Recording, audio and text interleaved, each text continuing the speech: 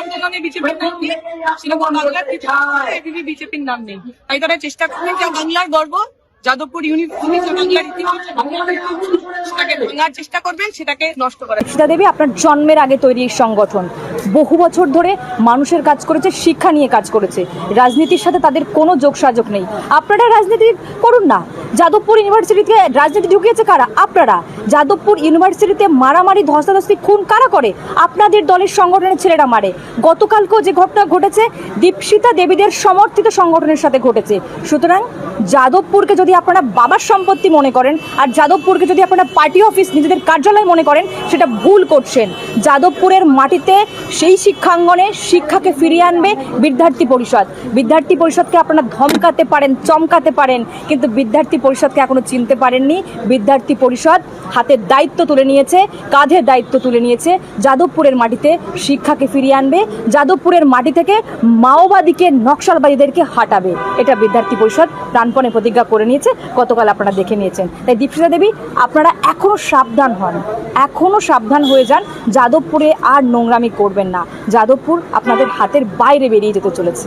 দীপশিতা আবার মুখ্যমন্ত্রীকে প্রশ্ন করছে যে কোথায় গেল গুন্ডা দমন আইন। এখানে মানে আজকের পরিস্থিতিতে কোথায় আপনারা গুন্ডা দমন আইন প্রয়োগ করছেন? অত্যন্ত হাসি পেল আমার। গুন্ডা দমন আইনের কথা দীপশিতা দেবী বলছেন। বলছি দীপশিতা দেবী, যাদবপুরে তো গতকাল যারা মারলো বিদ্যার্থী পরিষদের ছাত্রদের, তারা তো আপনাদেরই সমর্থিত সংগঠন। যাদবপুরে বিগত দিনে যে ঘটনাগুলো ঘটেছে সেটা তো আপনাদের সমর্থকেরা করেছে। সুতরাং গুন্ডা দমন আইন তো আপনাদের উপরে লাগু হবে।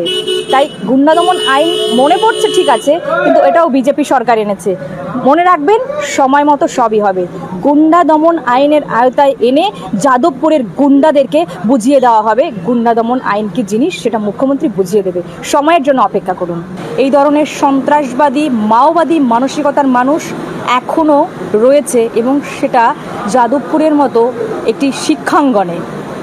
অত্যন্ত লজ্জা লাগছে গতকাল যে ঘটনা ঘটেছে, যে দুপক্ষের ছাত্রদের মধ্যে সংঘর্ষ, মারামারি, এটা লজ্জার বিষয়। কিন্তু বারবার একই জিনিস ঘটছে, বারবার যাদবপুরেই ঘটছে।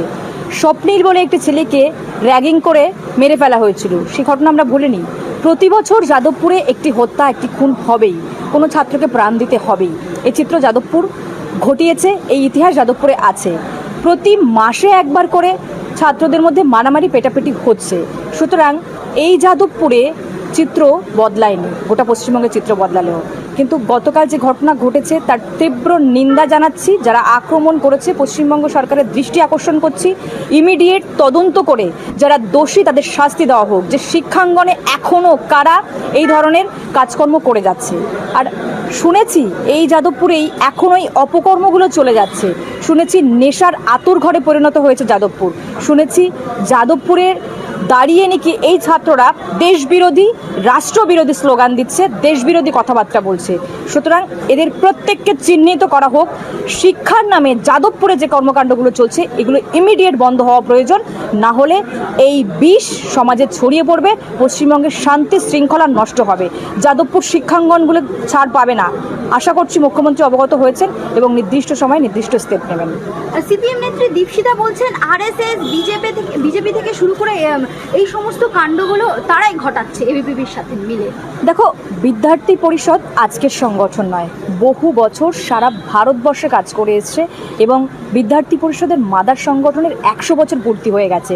তাই দীপশিতা দেবী আজকে দাঁড়িয়ে বিদ্যার্থী পরিষদ সম্বন্ধে যদি মন্তব্য